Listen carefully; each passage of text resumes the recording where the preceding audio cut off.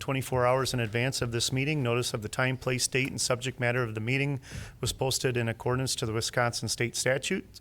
We recognize a quorum of our commission tonight with all 9 members of the Plan Commission here and present. I'd invite you to please join me in the Pledge of Allegiance.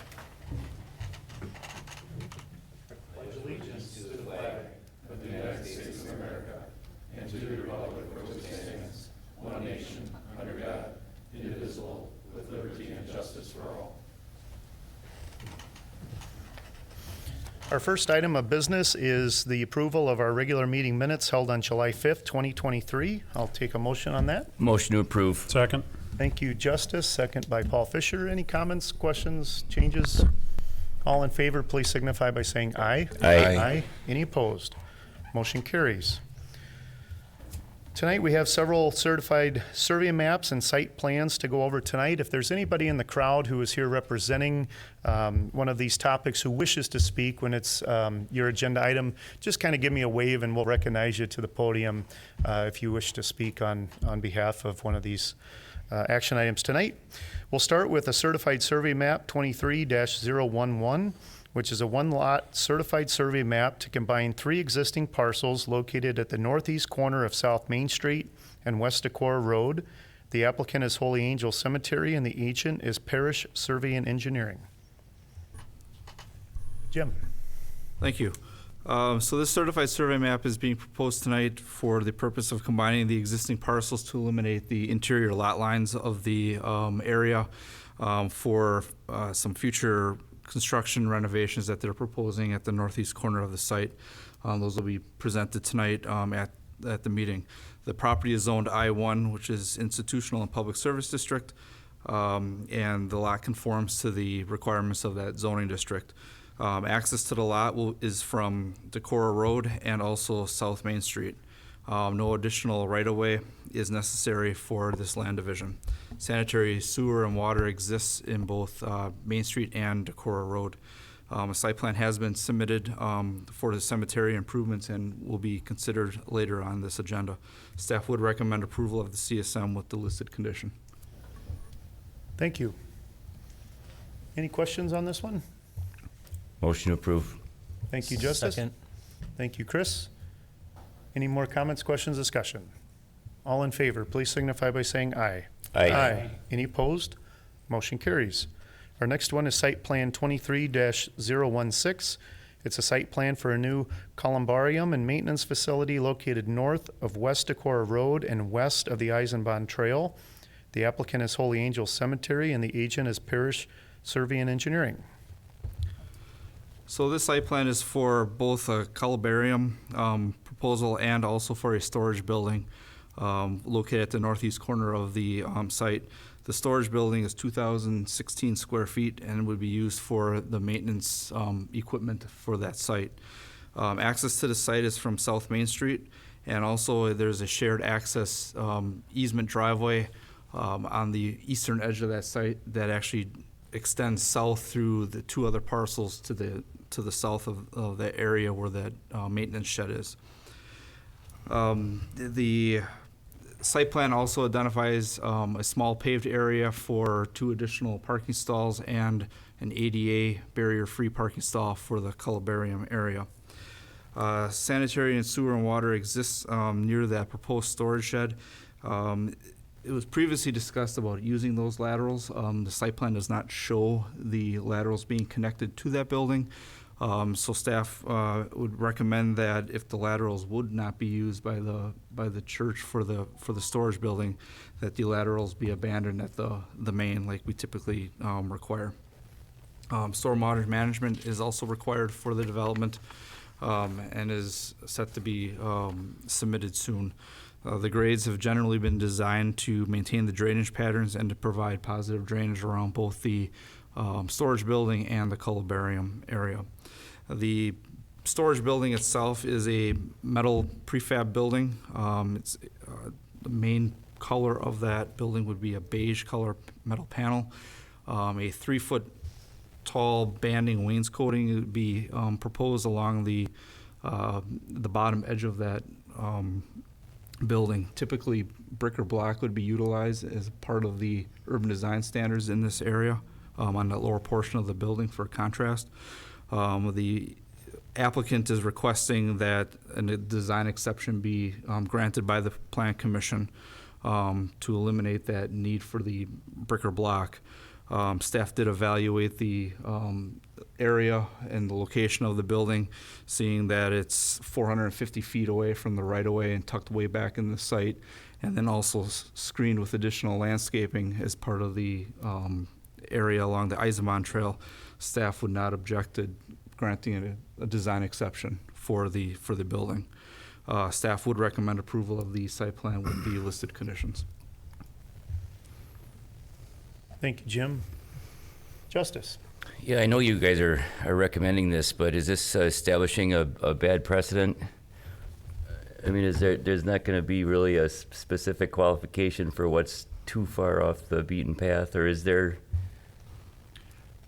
Typically what we've done, again, it's the Plan Commission's call, so they're asking for an exception. Typically, the brick and block is to upscale the building, especially when it's visible from the road and street. Mm-hmm. And in this case, this is a secondary building or an accessory building used for maintenance purposes, and we would have some leeway also on the in other districts with the building materials. But again, it ultimately comes down to the call of the Plan Commission if they feel it would be appropriate based off of our recommendation. Okay, yeah, I don't have a particular problem with it. I was just wondering. I'll make a motion. Oh, sorry, Jed. I just was curious. I can't think off the top of my head if there's another site where the service building is going to be, the surface is going to be entirely gravel. It's a rather large area. Is that normal? In some of these uses, yeah. We have some in the industrial parks where the service yard is actually gravel or compacted stone. In this zoning? I believe we have some in the institutional zonings also. Okay. I mean, I figured industrial might be. I just wasn't sure about this zoning. In this case, we're not opposed to the gravel since it's actually used for maintenance purposes. It's not used for general access for the, for general public to come into the site and utilize. Right, thanks. And as of right now, we don't know if they want water in the building, correct? Correct. Originally, when I met with the individuals that were dealing with the project, they were unsure. That's why there was a water lateral and sewer lateral that was out there for the previous building that was taken down, and they were looking at reusing that water lateral for the building. Any other questions? I'll make a motion to approve with the staff comments. Second. Thank you, Chris and Justice. Any more comments, questions, discussion? All in favor, please signify by saying aye. Aye. Aye. Any opposed? Motion carries. Our next is a certified survey map 23-008. It's a two-lot certified survey map to combine the existing parcels into two lots for a multifamily redevelopment at the northeast and southeast corners of Forest Avenue and East Water Street by F Street West Bend. The applicant is F Street West Bend, and the agent is also F Street West Bend. Jim. Thank you. So this certified survey map, the purpose of this is to combine multiple parcels to eliminate the internal property lines for the redevelopment of the area. Lot 1 is 3.9 acres and contains the existing building for West Bend Transit that was in that that's in that area.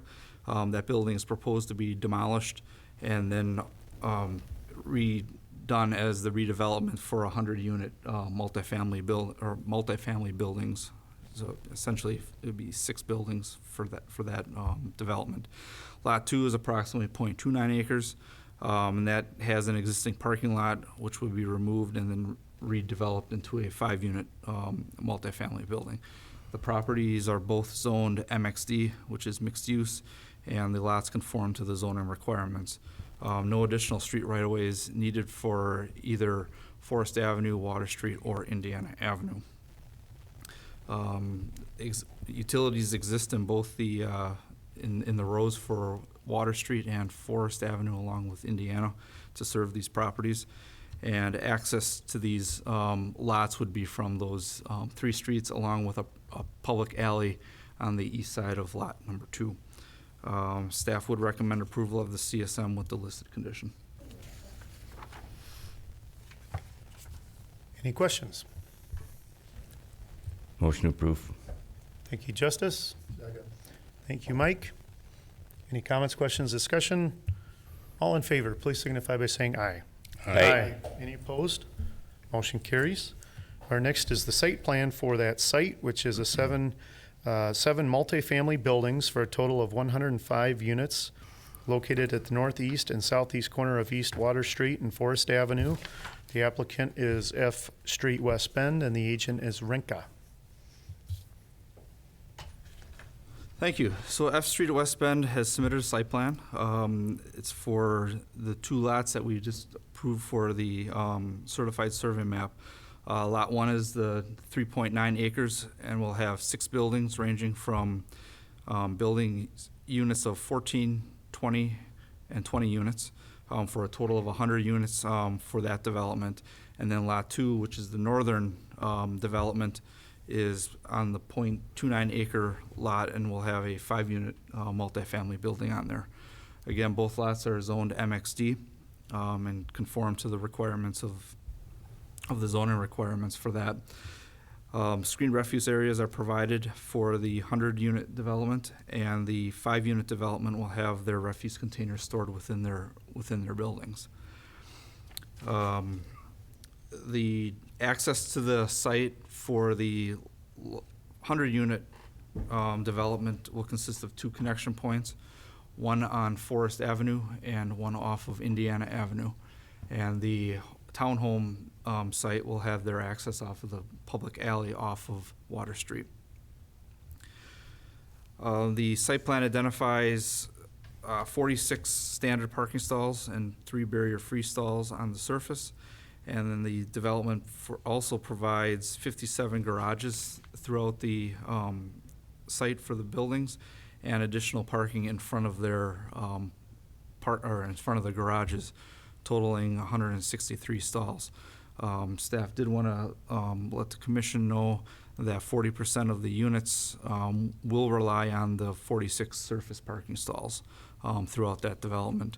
MXD does not require a minimum stall count, but staff did want to just let the commission know that the units without garages were very close to the number of surface parking stalls that we had on site. The 5-unit building will contain 2-car garages, providing 10 parking stalls for that development. Sanitary sewer and water connections will come from Forest Avenue and Indiana Avenue. Stormwater management has been submitted and is under review by the engineering department. The grades for the 100-unit development have been designed to drain the site to the southwest and also to portions to the northeast, where it then is collected by storm sewer and discharged to underground containment, which ultimately discharges to the city storm sewer system in Indiana Avenue and Forest Avenue. Staff did have some concerns in regards to the drainage of the street yards. The proximity of the buildings are about 10 feet from the public sidewalk. Staff is concerned with the downspouts that are discharging to the roadways or surface ways at Water Street, Forest Avenue, and the proximity of that and the potential of icing happening in the wintertime. So staff would recommend that either the discharges be piped to storm sewer, or that they find other methods so that icing conditions don't happen along those public sidewalks in that area. Site lighting is provided throughout the site with 23-foot tall light poles and bases, and also with building mounted lighting. Landscaping has been provided through the development. Some adjustments will be needed to the landscape plan to avoid conflicts with stormwater features throughout the site. Staff is also recommending, and there was previous discussions in regards to a privacy fence along that south edge between the multifamily and the single family. And staff would recommend that the privacy fence be incorporated into the site plan design for that. The site plan or the landscape plan also identifies landscaping around the building, providing some screening of the mechanicals of the buildings. Staff did have some concerns and expressed the concerns with the proximity of the utilities or the mechanicals in the street yards being within 5 to 10 feet of the sidewalk areas, and being properly screened from view, and then also the noise shed that we have. So staff wanted to bring that up, and the developer is asking for an exception for the mechanical locations due to that building design that they have. The architectural building elevations for the 100-unit development would consist of white-colored vertical and lap engineered wood siding, a charcoal-colored engineered vertical board and batten siding as accents on the gable ends, and metal awnings over the entrance door. The 5-unit building would have the same materials utilized for that, mimicking the larger buildings for the other development. The amenity buildings that they are proposing, the materials would consist of a light tone fiber cement wood-looking siding, which is we got some additional details in regards to that material type, which is a Nietzsche type building, or building material, which is a cement fiber building material. Staff would recommend that if they're going to use that material, that we make sure we have enough separation on between the ground and the use of that Nietzsche board, just because of maintenance purposes and how that reacts to contact with water. It's a little unclear on the plans and how much separation there was between that material use versus the ground separation. They're also looking at using an engineered vertical siding as the remaining portions of the building. Some minor technical corrections are still needed on the site plan to address grading issues and whatnot. And grant of privileges is also being required for the private sidewalks and the stairs being located within the right-of-ways. Staff would recommend approval of the site plan with the listed conditions. I want to go to condition number 7, revision of site plan to relocate mechanicals out of street yards. Did I hear you say that they are already requesting an exception to that? They did ask for the exception. We made review comment on that during our initial review. They chose to keep the mechanicals in the same location based on their building design.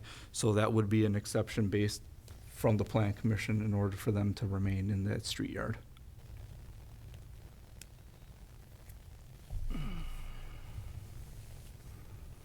Any other questions? Justice, go ahead. Yeah, for sure. This is that, Jim. You mentioned concerns about the parking. Was I to understand that the ones that don't have garages only have one stall per apartment? Or did I misunderstand what you Correct. said? No, that's correct. So the units that do not have garages associated with them would essentially have one parking stall for that unit, and some of those units are 2 or 3 bedrooms. Mm-hmm. So we just wanted to, there is no parking requirement under MXD. Yeah, that's good. But we concerns wanted me. to let the commission know that, the parking is a tight with a pretty much a 1-to-1 for those without garages. And what does the surrounding neighborhood look like? I can't picture if there's parking on the street around that. Limited area or parking not? on Forest. Yeah, Forest Avenue's design is a slightly substandard section, which means parking on one side, Okay. and it has a number of hydrants and driveway approaches on that. So very further little, limit yeah. it down. Yeah. The Water Street, I think you would be able to better answer that better, Max. I believe that's got some limitations on it. Yes, there are some no parking limitations on Water Street. However, there is the parking lot at West Bend Medical that has a public parking easement over a portion of their site. Okay. So it's not that far from additional off-site parking. Which takes away from other folks that might want to park publicly, yeah. But it's mainly overnight, I suppose. I don't know. Have they addressed that issue with you at all? Or have you expressed the concern? No, it was just part of the staff review. Okay. That I, finished up, and we wanted to make sure that we had enough. I wanted to make sure that we had at least a 1-to-1 parking for the units that did not have a garage that were on site. Okay. But again, MXD doesn't require a Yeah. minimum parking requirement for that. Right. Have we gotten any feedback from anyone in the neighborhood or anywhere around there as far as any issues or concerns? We have not, no.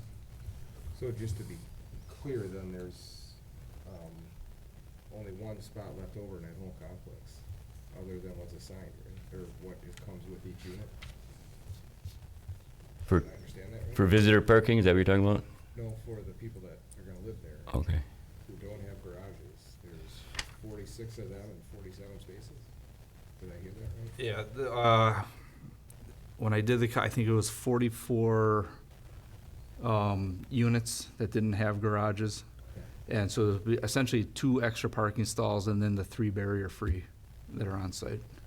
And then the other units would have their garage parking with a driveway slot. So then those ones that don't have a garage, if they have 2 cars there, we're already in trouble with parking. They may be parking in a different location, yes, either in one of the public parking lots or on the street. So is that, is that parking lot across the street on Forest Avenue by, what is that, the hotel?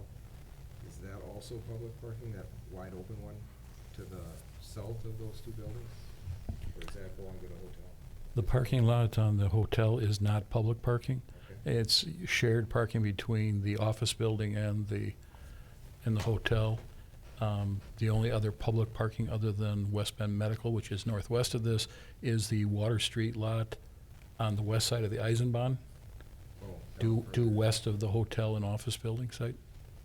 Because my only concern is people are gonna park where they can park closest, so are they gonna end up in front of these houses on South Street, and now we got people who live in their house and there's cars parked in front of their house all the time?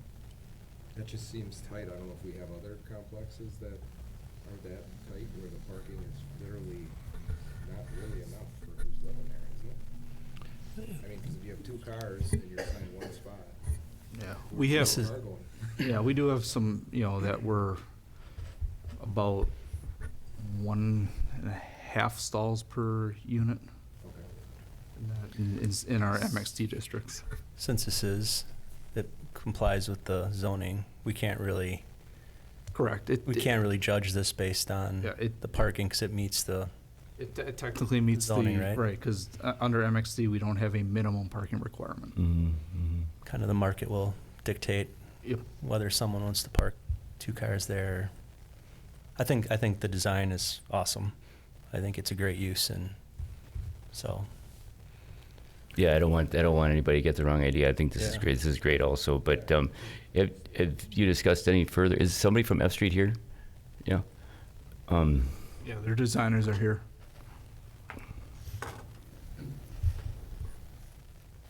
The building material, the siding that was, we weren't sure how far off of the ground that was. Do you know how far that's going to be? Good question. So Nick Young from F Street Development Group. We also got Katie and Ryan from Rinka. They're technical. I'll let them do all that. Yep, Katie Manakis with Rinka, 6 inches minimum from off the ground.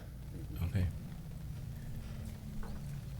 It's based on requirements by the material itself, so we wouldn't get Yeah. anywhere close to the snow on the surface. Do we have a standard per the city as far as that goes?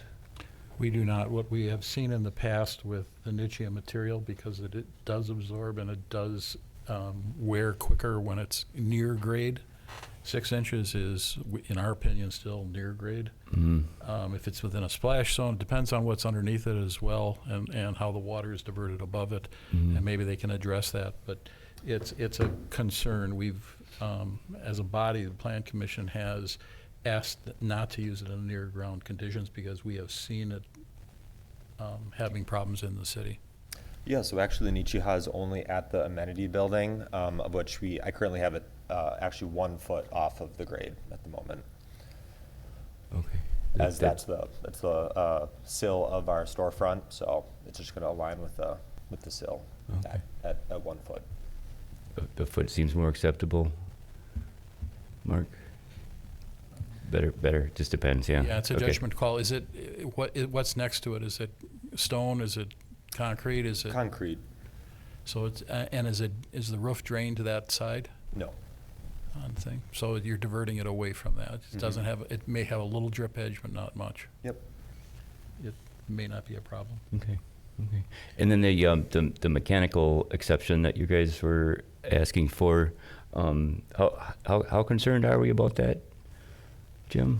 It's one of our, it's under urban design as, the mechanical should be in the side and rear yards. Typically, we wouldn't put anything in the street yard. We're just concerned with the proximity of those units because they're tucked inside the building coves, but they're underneath windows in that unit, but they're also about 6 feet away from the public sidewalk. And that, so it's pretty minimal on separations with that. And is that sightly issue or sound or what's the? Both. Okay, Both. okay. Any response to that? Sure. So the setback in the way that we kind of incorporate it into the design and screen it with landscaping, we've done on previous projects.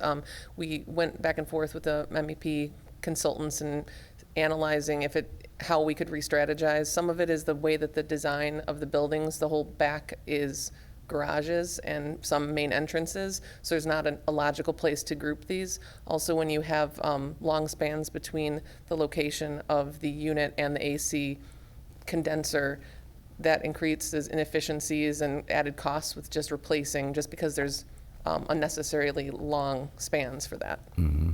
So Could we possibly do like a fencing around it or something like that? Something containing it? To be perfectly honest, that would probably impede the airflow for their units. Okay. It would also, you'd be putting fencing across the front of these things, and they've done a nice job of giving an architectural element with recessed fronts, and the rest of it, you'd be destroying some of that, that as well. The reason we raised it is if you have a 14-unit building and you got 14 HVAC units in pairs, 7 pairs like that across the whole frontage, and it's like it was last week, and they're all running. You've got a considerable noise. Mm-hmm. It's within close proximity. It's in the front yard. It's projecting towards the rest of the neighborhood. Mm-hmm. And it's, to be perfectly honest, it's underneath. You could be opening your windows if it was nice out, but your neighbor's running theirs, and it's within feet of the windows. Sure. On the thing. It's not a typical, and it's technically against our urban design standards. But I understand why they don't have a good alternative. But Yeah. The configuration was, the site configuration was the choice Sure. on the thing, and there are different types of heating and HVAC or heating and ventilation systems Okay. that aren't necessarily ground mounted. There are other types that can have longer distribution lines. It's really a judgment call on the Plan Commission, so Sure, how much sure. impact there is. Yeah, yeah. We are getting into more of an urban setting, I suppose. We may have to start making some of these exceptions, but have you considered other types of units? yes, we looked at other developments in the area, and smaller, like townhomes where there's 4 or 6 units per building. We're pushing 16, 20 units in our larger buildings, and they're just longer spans of units that don't allow the relief between single family and multifamily in a case where there's some relief to put it on the side yard. So the length of these buildings, the efficiency, and the way that we get the density kind of reduces those available spaces. Sure.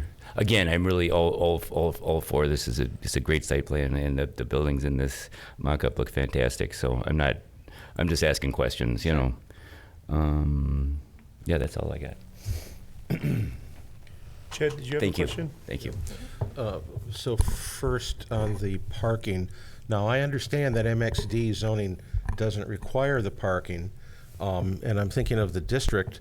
My recollection is that they have below the normal minimum of parking, but it was allowed. But they're also not in a single-family neighborhood over at the district. This is.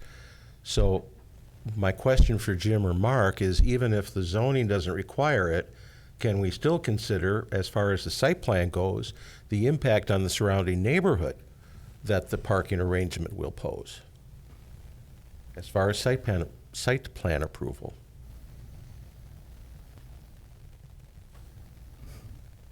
You stumped him. It's a judgment call on the Plan Commission again, but yes, it is one of the factors that is allowed to be considered under site plan and layout for a site plan. Okay. We've done even under other commercial or other uses where the parking requirements were met, but they weren't appropriate. The reason Jim raised some of the issues as to some of the units not having a garage and hence not the driveway associated with them is we have 1, 2, and 3 bedroom units that don't have having designated parking and are dependent upon a few parking stalls on the south end and a few on the north end on the thing. So it goes to layout and use of the site as well as the true number. I'm not concerned about the overall number. It's going to be more of an impact on them for leasing the units than it is the neighborhood, I think, because I don't know too many people that will rent a 3-bedroom apartment and won't have at least 2 vehicles associated with it. And we have some here that won't necessarily have even an option to pick up more than one. Well, that's my concern, is that it's 1, 2, 3 in bedroom units with not enough parking, and so that means that they're going to end up parking on the neighborhood streets. And I remind the commission, I have a single family neighborhood across the street from this thing, and to the south of it. And so I am concerned about the parking. I am adamantly opposed to giving them an exception for those mechanicals. And as well as, I trust that they'll take care of that gutter, the water runoff issue. That's easily solved. But no, we need to, I think, stick with it on the repositioning of those mechanicals. Oh, I had one other question. I'm sorry. On the privacy fencing, so would on the back lot, the back lot line, would it still have the vegetation, the growth, the trees, whatever, and then the fencing? Or does the fencing remove the need for the growth, the trees? The reason we strongly recommended the fencing as a solid fencing is we have parking lot with headlights aimed right at the rear yards. Right. The landscaping wouldn't be sufficient to handle that over time. Right. Especially different times of the year. Also, that back portion, that 10-foot area between the parking area and the property line is also a swale conveying water. So the chances of the vegetation, it's going to be lower if you put, or they're going to end up in the swale, which is not necessarily. So I don't have any problem with just having the fencing. It's really on their side that the image, and on the other side, that neighborhood has had either fencing, solid fencing, or a building right on the property line historically. Mm-hmm. So I think they'd rather have the privacy than the vegetation. That's fine. They definitely need the privacy fence. I wouldn't insist on landscaping and the fence. So. And I should put out, even though it wasn't on this plan, we have received correspondence from they are willing to do that fencing. Justice. That was my question, and if I can ask you directly, what were you planning on doing with that fencing? Is there a material in mind, or has that not been really, you haven't gotten into that yet? That's fine, it's fine, okay. The feedback was relatively recent, and we did our best to give enough information, but we haven't had a chance to fully vet that. Sure, that's fine. It would be high-quality materials similar to our, potentially our trash enclosures or our pool fencing, something with Something consistent, privacy. yep, right, right, okay, thank you. Paul?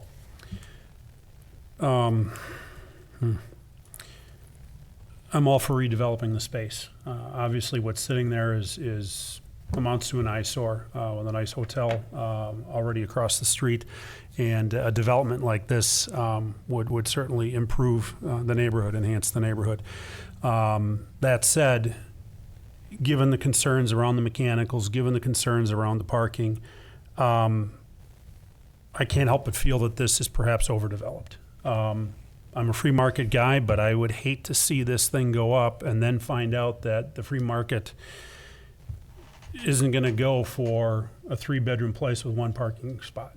I'm concerned about the neighborhoods. I'm sure the economics of this thing, get turned on its ear if you were to take the main parcel and go from 6 structures down to 5. But if you could, do that and rejigger the 3 southern units and give more space to both Indiana and South Forest, additional parking, that gets the mechanicals further away from the main roads, something of that nature. So at this point, I can't support this.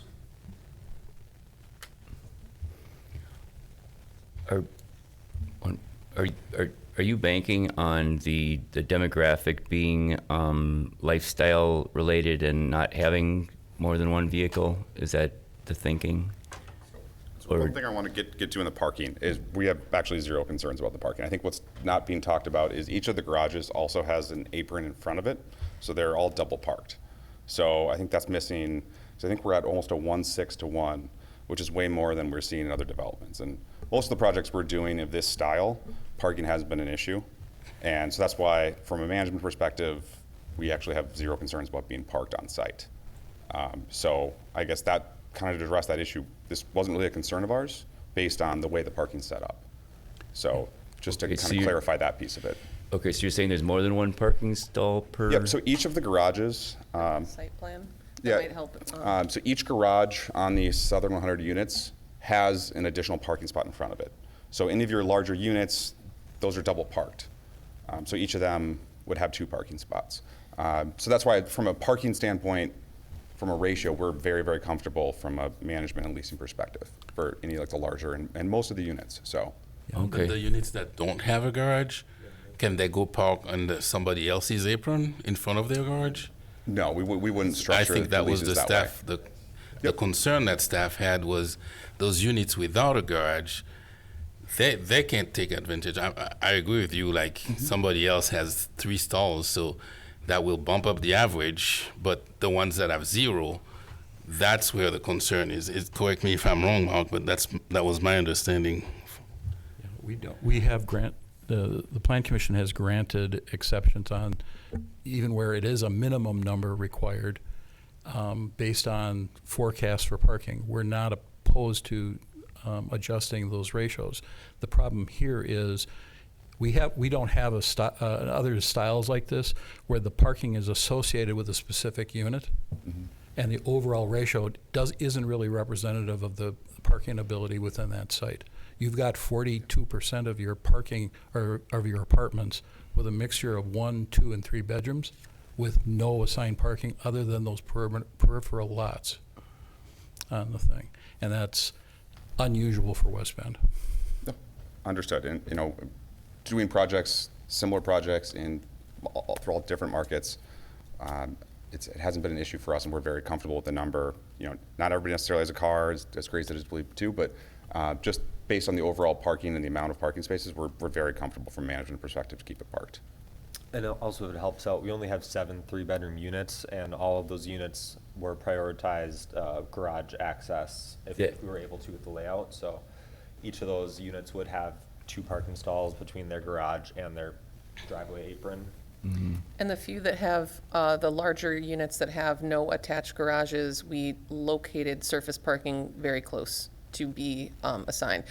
It depends on the development and how F Street wants to if they want to stripe them and number them versus just have them available. And I think that depends on how it leases up. But essentially, we've located the parking close to the units that will require it, whether it's attached in a garage or surface. Would it be possible for you to identify that on paper for us Sure, in the future, just so we can understand that a little better? sure. Would that help you guys be more comfortable?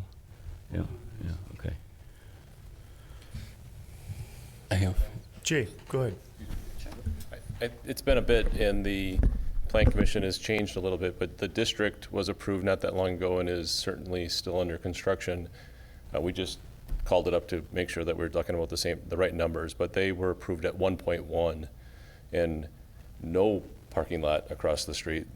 I know that the district and the owners of the district would be excited to have the West Bend Medical lot across the street from the district that they are operating with 1.1, which again was approved, and is this new modern walk downtown, have one vehicle, and that should be what these people have to worry about, not what we as a city organization have to worry about. I just wanted to point that out because there were some newer members that have been on the commission since that was approved.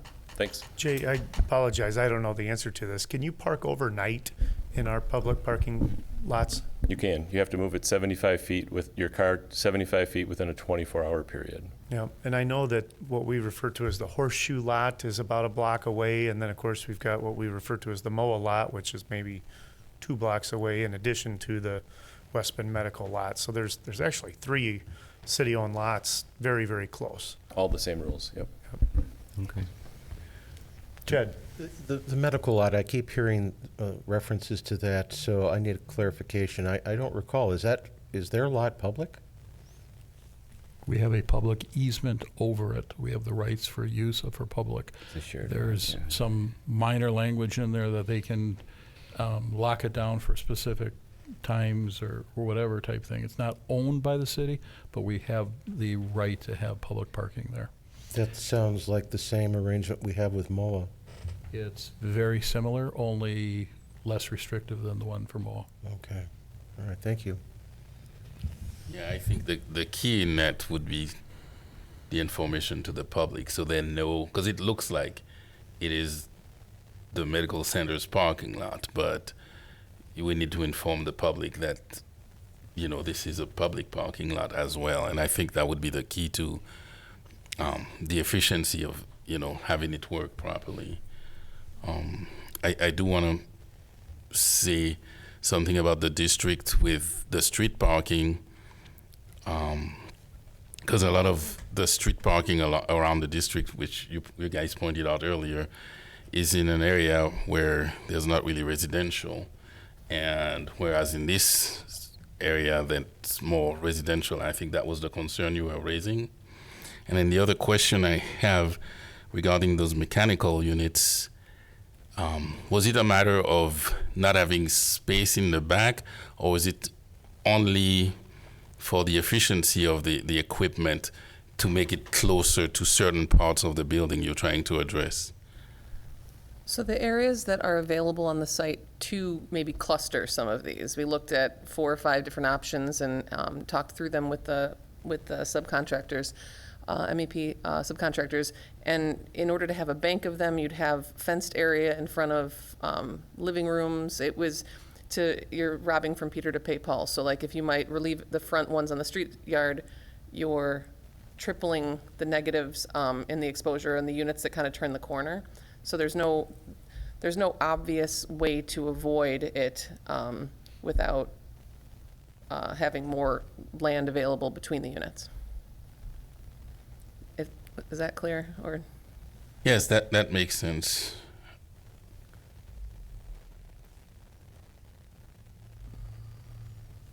Any other questions?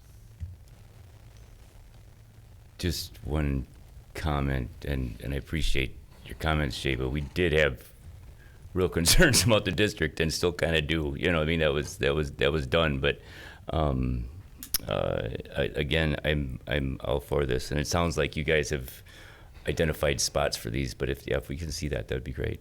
That'd be great. Yeah. Any more questions, discussion? If not, I'll ask for a motion. I'll make a motion to approve it and grant the exception of the mechanicals. Thank you, Chris. So this is a motion to approve the site plan.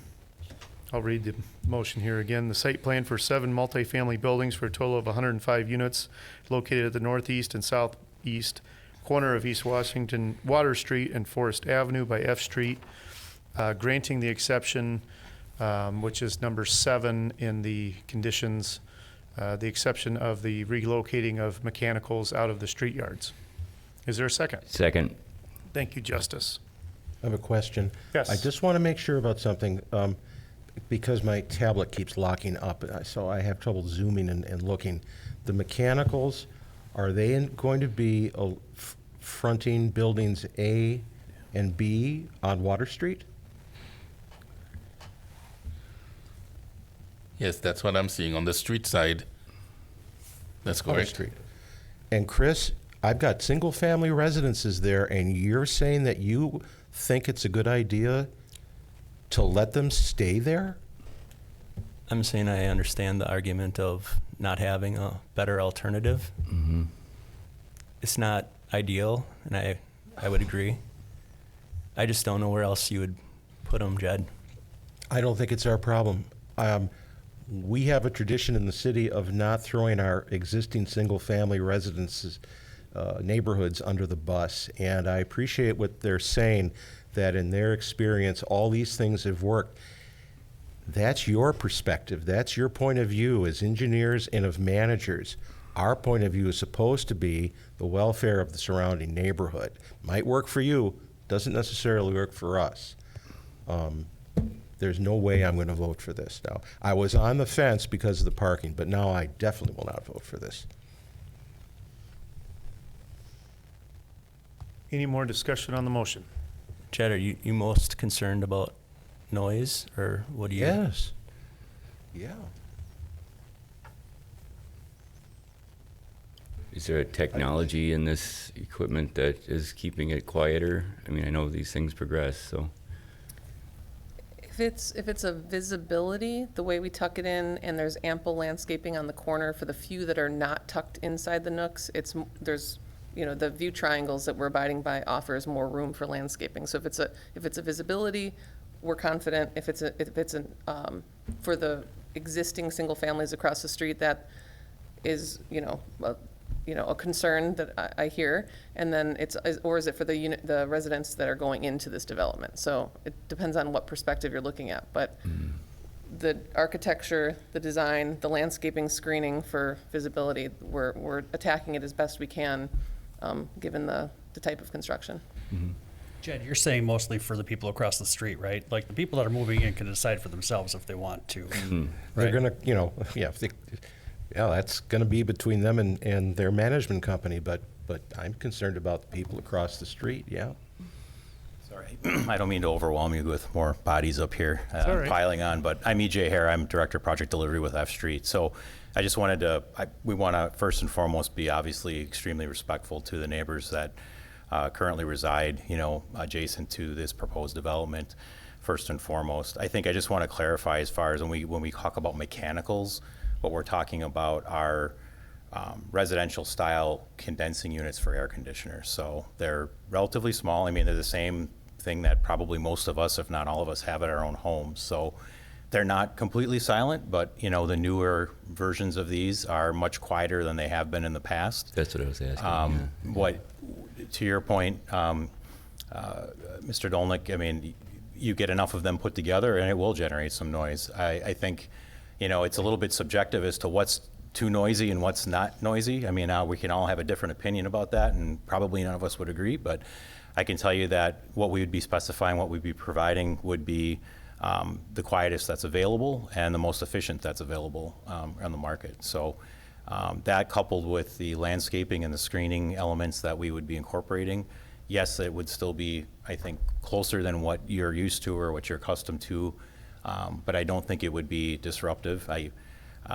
I myself have just replaced that unit at my own home, and I can say that it's right outside my bedroom window, and whereas typically when I have the air conditioning, I don't have the window open, but I could because it's actually that quiet. So for what it's worth, again, that's subjective, but just wanted to give that little bit of background. So we're not talking about commercial equipment that would be extremely loud or disruptive. This is residential style scaled equipment that everyone should be pretty much familiar with your own homes or property. So How many units, that is HVAC units, will be arrayed along the street?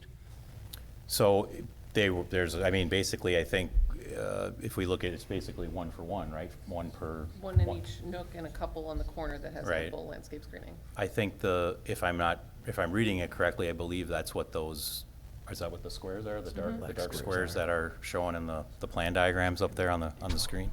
So there's the cross hatched areas that show you the footprint of each of the buildings, and then there should be some darker squares.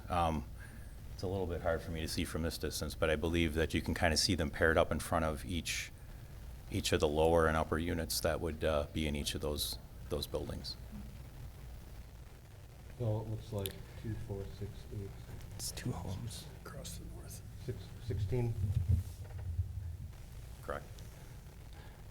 And there are 2 It's homes worth noting across there's from 2 Water houses Street. across the street. Main is a fairly busy road, so they'll be a lot quieter than any car driving by, Yeah. to put it in perspective.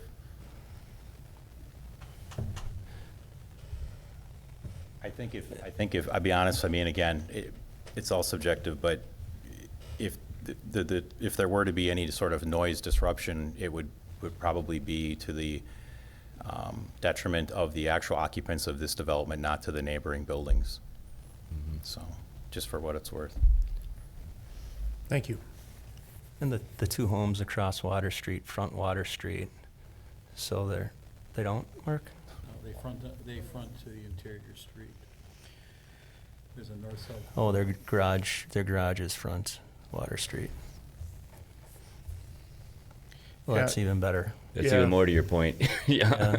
Yeah. Just to the right of where that townhome lot is, it looks like, I've got a Google map pulled up, it looks like that homeowner has a garage that even separates the townhome and their home. If I'm looking at that correctly. And then, of course, on the south end, there's not as many air conditioners anyway, but those houses are closer down towards whatever street that is on the bottom, on the south end there, so.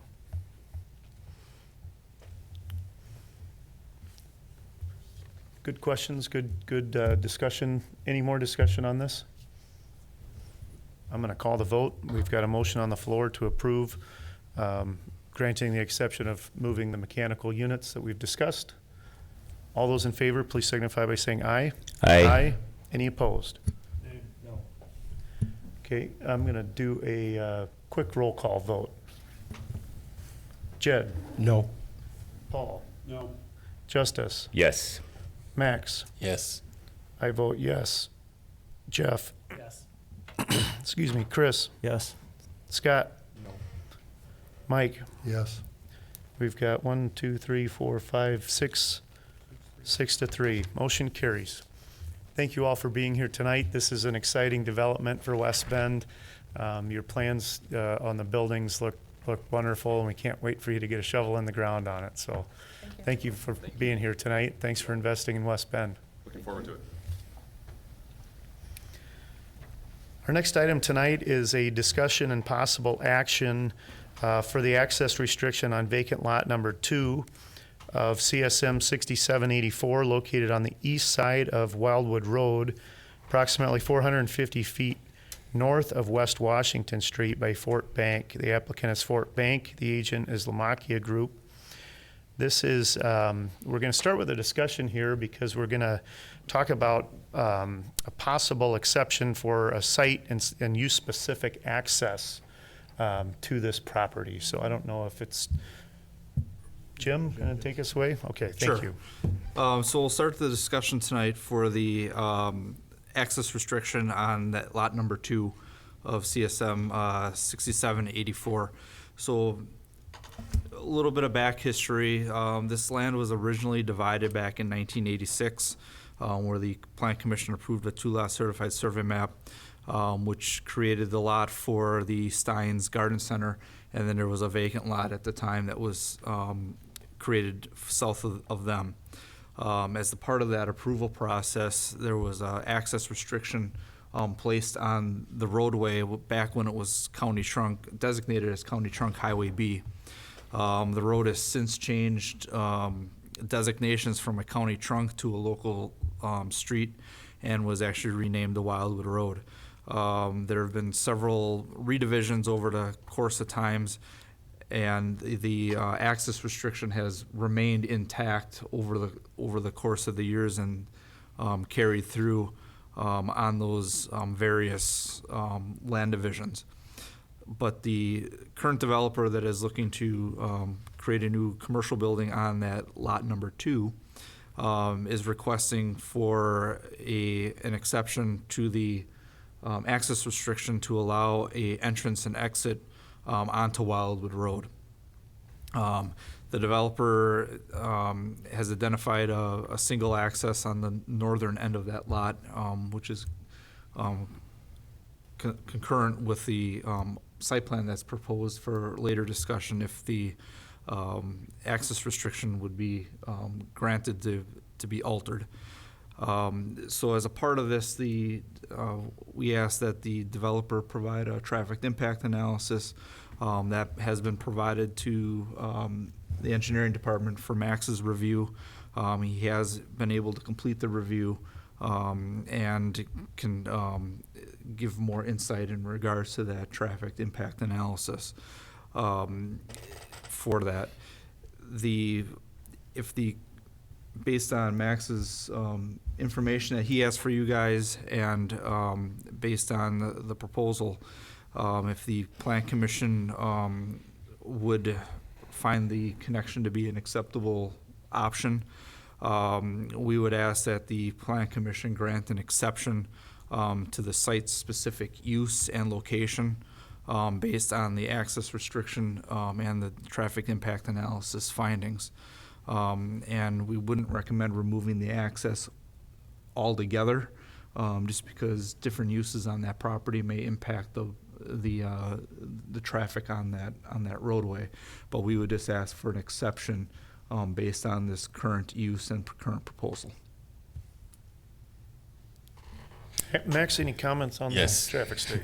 Thank you. So I reviewed the traffic impact analysis, and 'cause my concern at first was the volumes of traffic that would be generated by this development, and how it would conflict with existing developments in the area, and also the traffic signal timing that we have at the intersection with Washington Street.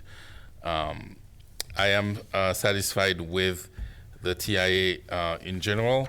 I do have one concern with one's quote-unquote solution that they're proposing for southbound traffic on Wildwood Road, for somebody trying to make a left turn into the development and other vehicles trying to pass this vehicle on the right side.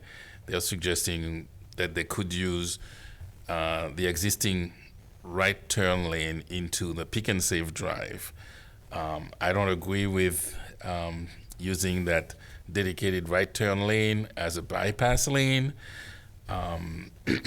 But however, at this point, I will not require them to either implement a dedicated left turn lane for entrance into their site or create a new bypass lane.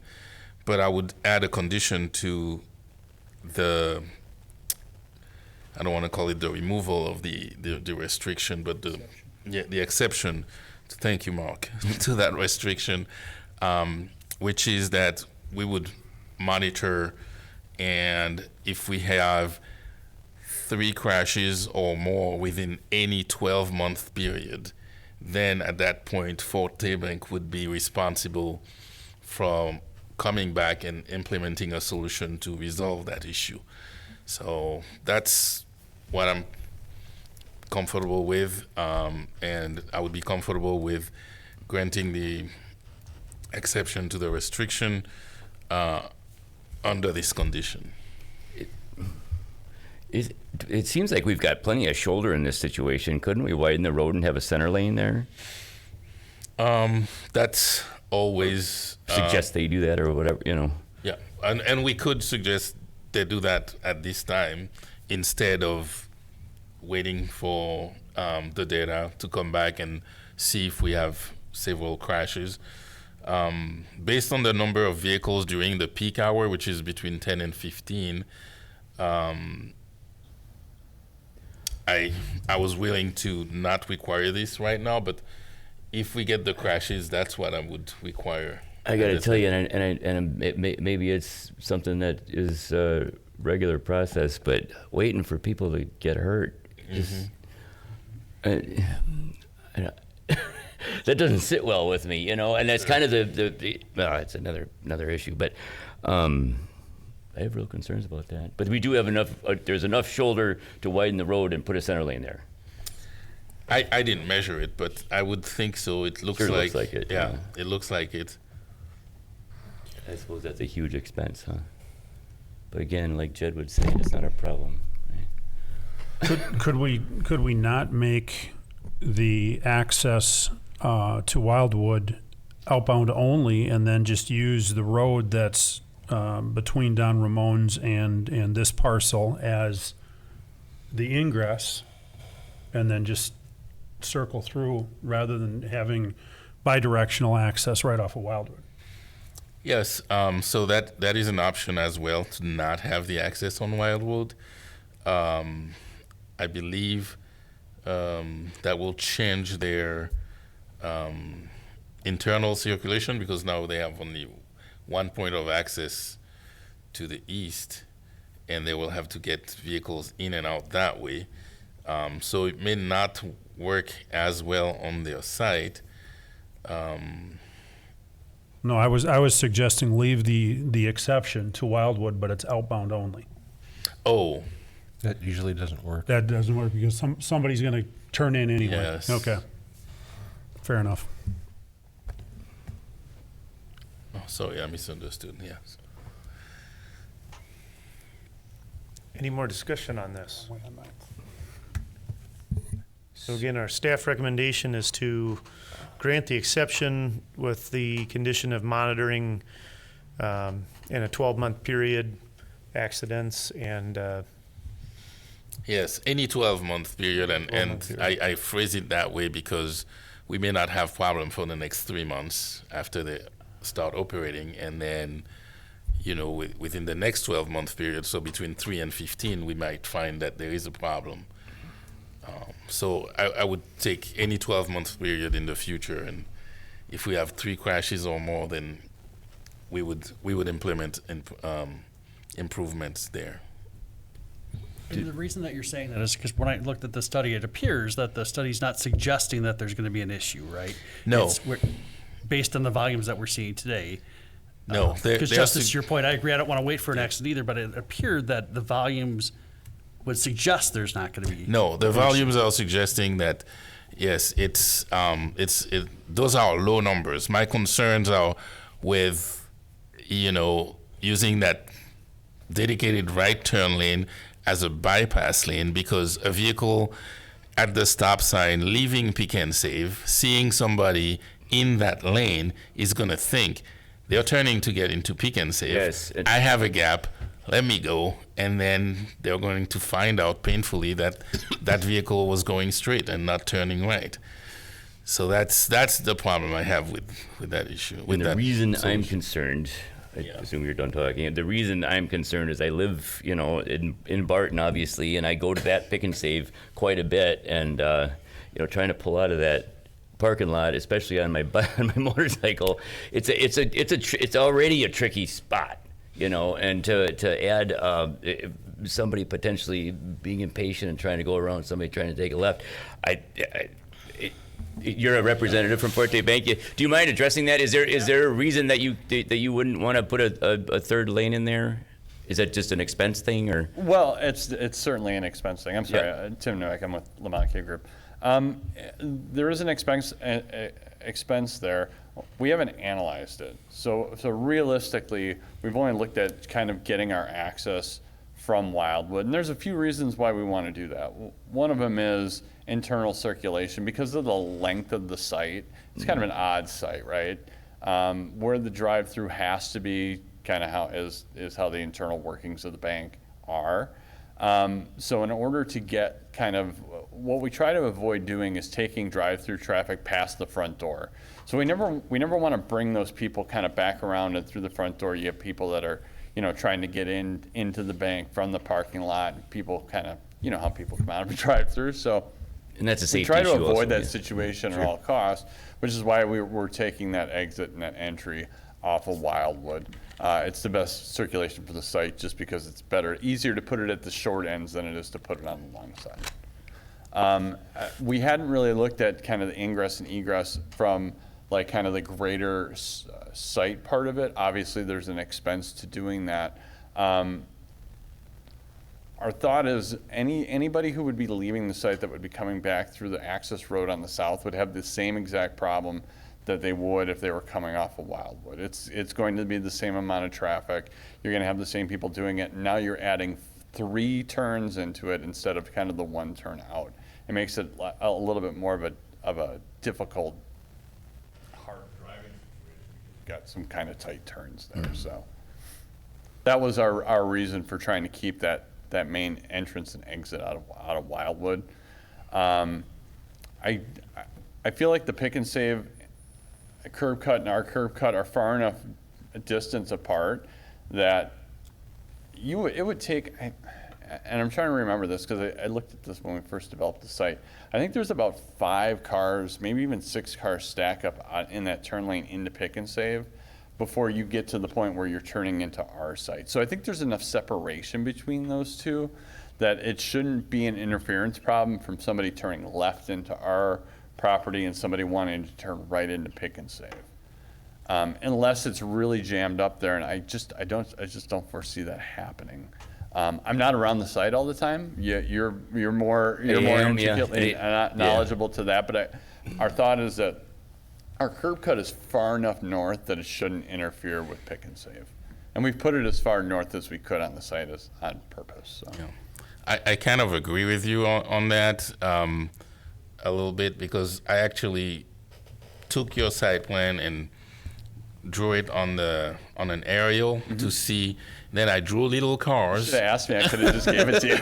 I drew little cars to see what it would take for a car to pass and if they could really indicate to somebody waiting at a stop sign that they're not really making that turn. They can. How soon can they come back into the main lane? And yes, there is quite a bit of room. That's why I suggested maybe we can not go to the solution of expanding the road right away. And maybe that's why I made that suggestion, even though I still have the concern with what if somebody hangs on into that right turn lane too long and only curves at the last minute, that person at the stop sign may start going anyway. So absolutely. We were actually pretty surprised by the traffic study. We have in our own internal studies people that do, they do traffic counts in and out of financials, just kind of knowing, what the customer base is around there. So we can estimate pretty well what the number of traffic that we expect on the site through a given day, which we provided in kind of our first submittal. And then we had the official traffic study done. And we thought the numbers were lower than we were even thinking they were going to be for the amount of cars going through there. But it's always different at 5 o'clock in the afternoon, right? Everybody's going north to that subdivision. So we were pretty comfortable with even more so after we got the traffic study. So. And Justice, this is just my recommendation, but obviously the commission can decide to go ahead and implement the improvement to the road right away to add that lane. Yeah. And I don't want to be prohibitive at all. I'm with some of the other guys on the board here. I'm totally pro business, and I would love to see this happen, but I'm really uncomfortable with this. turn Can lane thing. I ask a quick question? So the 12-month observation period, in that, let's say in that 12-month observation period, we have 3 accidents. What would be the, what would come from that? What would be expected of the bank, given that, you know, if that unfortunate circumstance happens? So at this time, what I can see is at your driveway, you would need to clearly separate the traffic turning left. And so pretty much instead of using that right turn lane, we would have to create a separate through lane. So that means maybe pushing that right turn lane more west toward Pick and Save to have one right turn lane, one through lane, and then a left turn lane to enter your site. Now, I don't know what the storage would have to be, a couple vehicles, 3 vehicles, I don't know, at this time. But pretty much that would be offering that solution to have a bypass lane that would be a through lane in that area. Okay. Okay. And that would be the sole responsibility of the bank?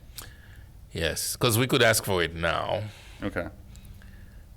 And I'd like to ask for it now personally, just having the experience with that area, but I'm just one person, so. If it helps justice, because you expressed concern about 3 accidents, it's common. DOT does it that way based on number of accidents. Do they do something to an intersection? This came up with the traffic impact analysis for Sand Drive with the TIF district, and would a roundabout or something have to be done at River and Sand? And it's based on accidents, and right now, no. They don't have to be personal injury accidents. It's just reportable accidents. And the odds of injury accidents there are, I would say, pretty low because it's not a high speed. So if that offers any comfort to you. Have you traveled on this road a lot? Not a lot. I'm familiar with it, though. There's some high-speed traffic going through there. That's my concern. Is it's already a weird area, but I hear you. Yeah, I know. It's just part of the way things are done, and sometimes it's just uncomfortable. But Good discussion. Any more questions, comments? If not, we can entertain a motion on this exception for access. Motion to approve, Jed? Sorry, with the city engineer's condition of the 3 accidents in any 12-month period. Is that a rolling 12 months, right? Yes, that's usually what would be recommended for, monitoring an intersection. starting with the first accident and then 2 more within the next year, is that? Yes. Yeah, okay. So we have a motion on the floor for the approval of the exception for access with the condition of monitoring 3 accidents within a rolling 12-month period. Is there a second? Second. Second, Jeff. Any comments, questions, discussion? I guess I'd just make the comment, let's pray to God that there's no accidents and this isn't something that is held over the bank's head. And,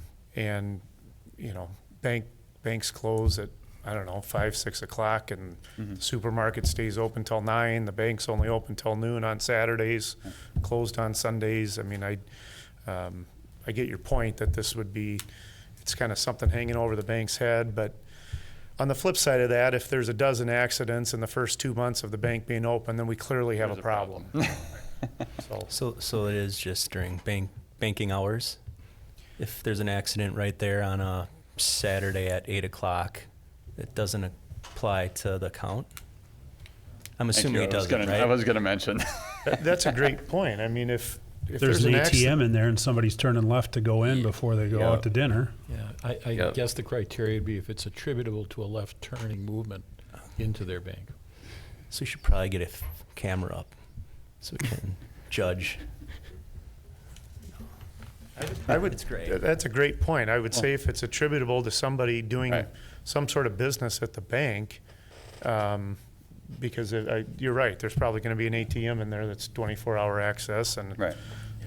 So. Yes, so the way I had it worded when I sent the email to Mark after the review is if we get 3 or more crashes related to the use of the dedicated right turn lane as a passing lane. So basically somebody would be making the left turn and then forcing somebody behind them to use that right turn lane as a passing lane, and that would be the cause of the accident pretty much. So I don't know, we can, That's again, pretty specific. pass, That's yes, good. Yeah. I would pass on If that, that's, that if wording that's your to Mark. concern, then I like the wording of that, because you can also imagine the person making that left turn is going to use the bank. Yes. There's no other reason they'd be turning left to go in No, there. absolutely. So I don't know if we would we have can. a camera on that entrance point anyways, so we'd be able to monitor that. Yeah, if it's a single car that misses your entrance, and we're not going to hold that incident against it. It's not a function of the issue of the left turn conflicting with the through lane. Okay. Thank you. We have a motion on the floor and a second. Any more comments, questions, discussion? All in favor, please signify by saying aye. Aye. Aye. Any opposed? Nay. Motion carries 8-1. We'll move on to the site plan, the fun part of this plan. Jim, you want to take us through that? Sure. So Forte Bank has submitted a site plan for a 3,622 square foot commercial building. This would also include the bank and an unnamed tenant. The 1.05 acre parcel zone B1, and the uses comply and the lot complies to the zoning requirements. During staff review, there was some discrepancies in between the site plan set and the architectural building elevations in regards to the screened refuse area. We're just asking that revisions be made to the plan to be consistent.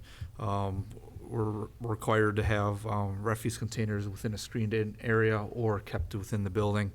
It looks like they were proposing to put a small refuse area on the north side of the building near the east end. So we're just looking to have planned consistencies adjusted for that. Access from the development has just been talked about in regards to having access to Wildwood Road, and then also from the east end of the site off of a private driveway that exists out in that mall area. A total of 24 parking stalls are provided throughout the site for both tenant uses, and adequate parking is being provided. Sanitary, sewer, and water services will be extended from Wildwood Road and extended into the parcel for that. On-site stormwater facilities are also being proposed, and stormwater will be directed to that on-site facility and then directed and released to the ditch in Wildwood Road. A stormwater management plan is required and is currently under review by the engineering department for that requirement. Site lighting for this development will consist of 22-foot tall light poles, and then additional building lighting will also be provided on the building. Landscaping is being provided throughout the site. Some modifications to the landscaping will be needed just to avoid some conflicts with the plantings and then the grades and drainage in the site.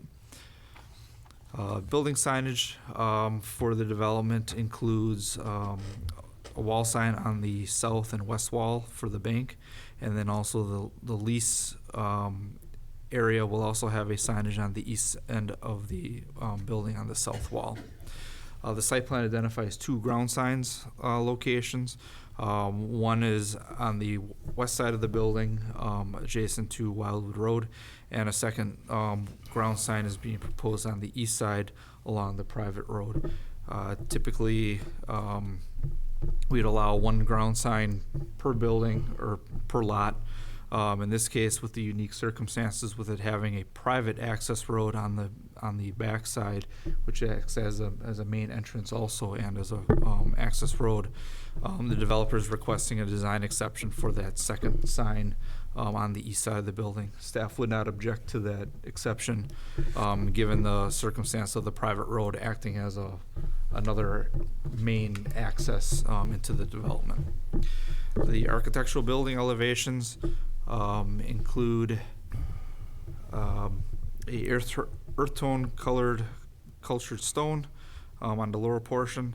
They are using some of the Nichia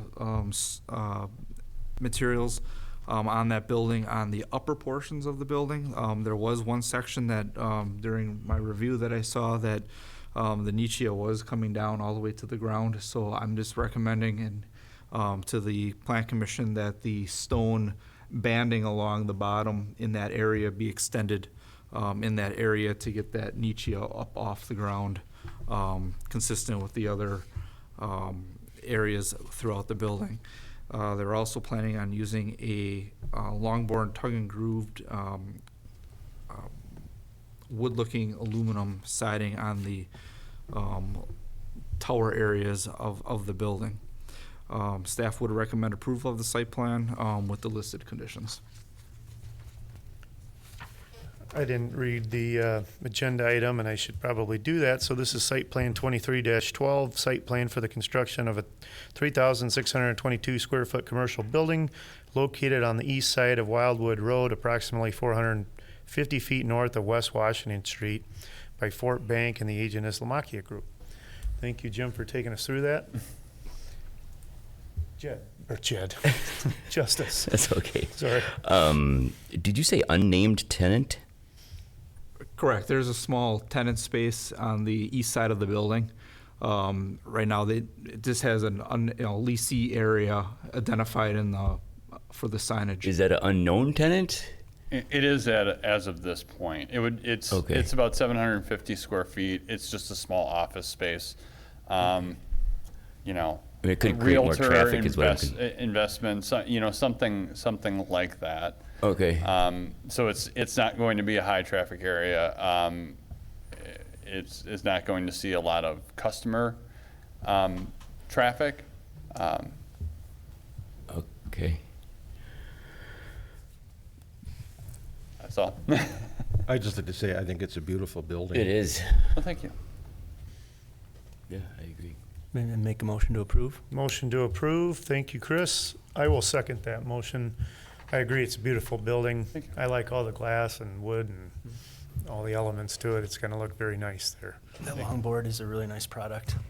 Is it? It's spendy, but it's really nice. I'm sorry, I didn't hear the that. longboard Yes. siding, that's super It good is. It product. won't have any seams, so it'll go all the way across to the corners, and really you won't be nice. able to tell it's not real. Very cool. Any more comments, questions, accolades? No, you can keep coming. Yeah. like Jed said, beautiful building. Site plan looks great. I will vote yes for the site plan, I guess. But I still have real reservations about the street. So please keep an eye on that. Absolutely. You shouldn't be picking up groceries on a motorcycle, Justice. I have I reservations. just got a bagger. about I got that. lots of room now. Any more discussion? All in favor, please signify by saying aye. Aye. I'm sorry, I seconded. Yep. Chris made the motion, I made the second. All in favor, please signify by saying aye. Aye. Any opposed? Motion carries. Thank you very much. Thank you for investing in West Bend. Our next meeting of the Plan Commission is on Tuesday, September 5th. We have another meeting on October 3rd, both at 6 o'clock. Thank you all for being here, and I will adjourn by the call of the chair. Have a great night. Thank you.